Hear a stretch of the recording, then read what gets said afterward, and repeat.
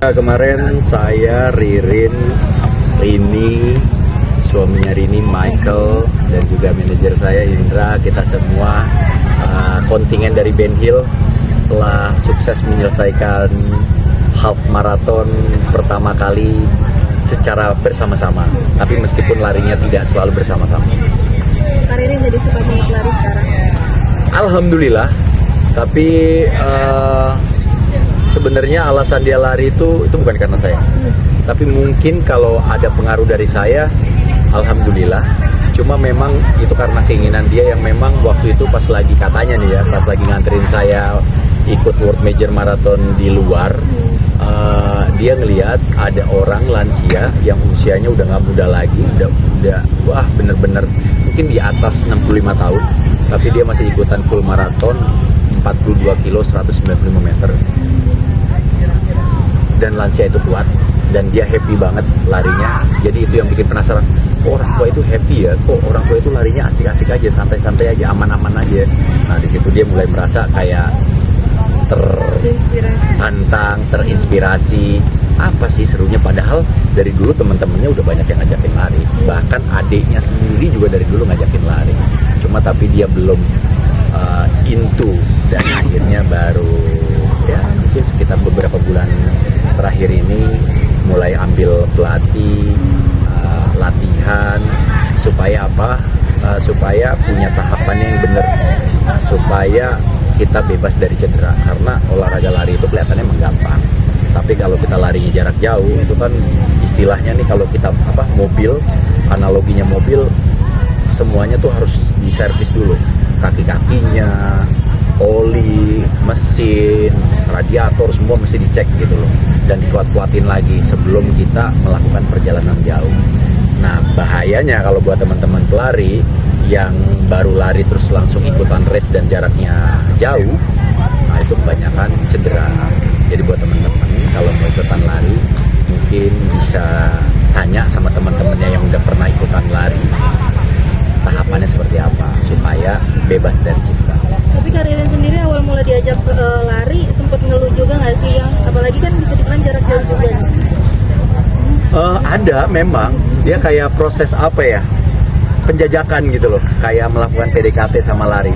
Ada dia, aduh pegel nih, ini begini ya ampun nih harus banget ya, besok harus lari 5 kilo, besok harus lari 10 kilo, besok harus lari 15 kilo gitu, ini harus ya. Iya, supaya kaki-kaki kamu kuat, supaya otot-otot kamu nanti siap pas begitu kamu ikut race.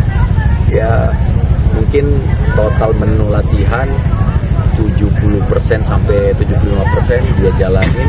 Alhamdulillah kemarin lancar, aman, dan finishnya alhamdulillah juga finish strong. Artinya dia mendapatkan efek yang menyenangkan.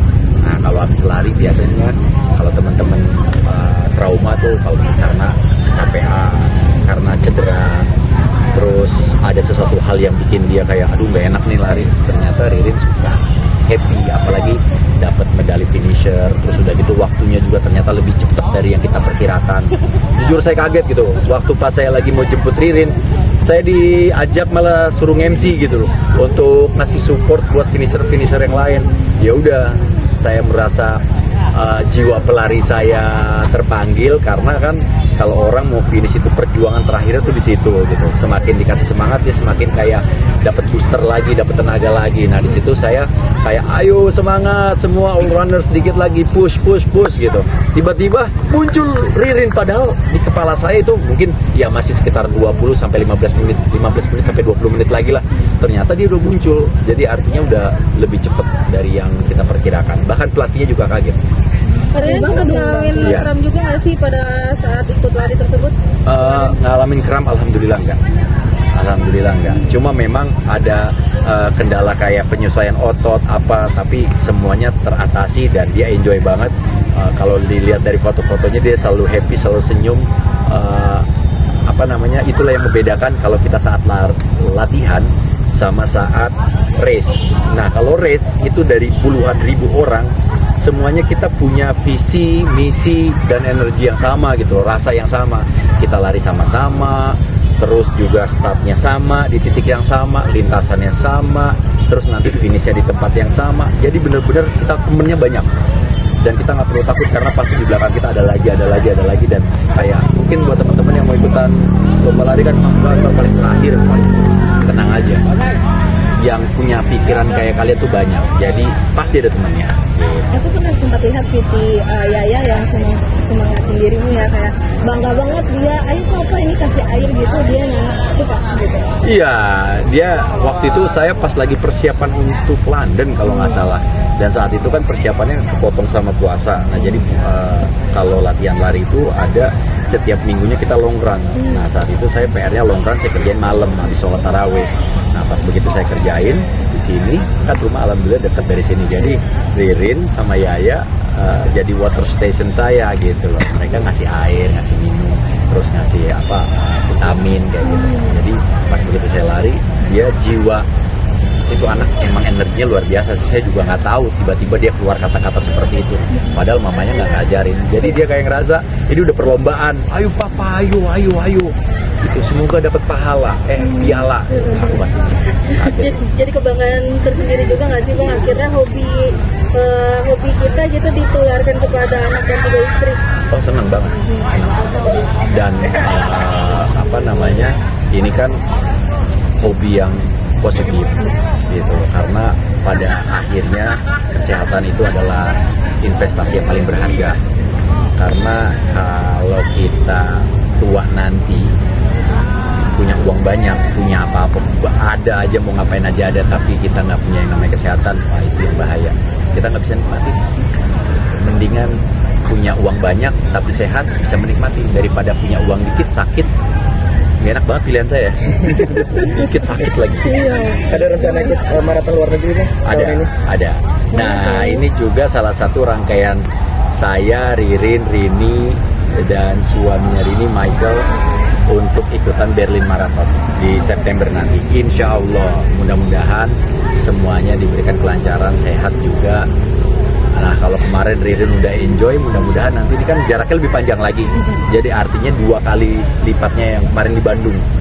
Kalau kemarin kan di Bandung cuma 21. Nah, di Berlin nanti 42. Ya kurang lebih Jakarta Bogor lah. Iya Jakarta Bogor. Tapi pengen nanti sampai tuanya kayak gitu ya, kayak pengen terinspirasi gitu kan. Kita sampai tua pengennya kayak gini terus. Kita ngelakuin sesuatu yang memang kita suka. Jadi biar kalau Ririn bilang biar makannya banyak, tetap nggak dikurangin. Karena dia hobi makan, kita suka kuliner juga, suka traveling juga. Jadi kan kalau hari tuanya kita mau tetap melakukan hal-hal seperti itu, ya kita harus sehat, harus fit. Saya memutuskan untuk ikutan maraton di Berlin itu berempat, kenapa? Padahal Ririn itu yang memutuskan. Saya didaftarin sama dia. Nggak tahu deh. Nggak tahu, tiba-tiba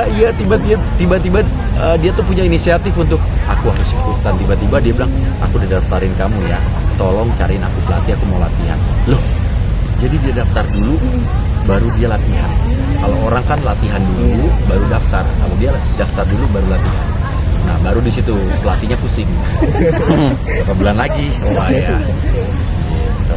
Karena memang ada prosesnya, ada jangka waktu yang aman untuk seorang pelari pemula untuk mendapatkan performa yang boleh dikatakan siap untuk ikutan. Karena banyak juga teman-teman kita pelari yang nggak siap atau mungkin menyepelekan yang namanya safe running, amit-amit cedera, lebih parah lagi bisa meninggal.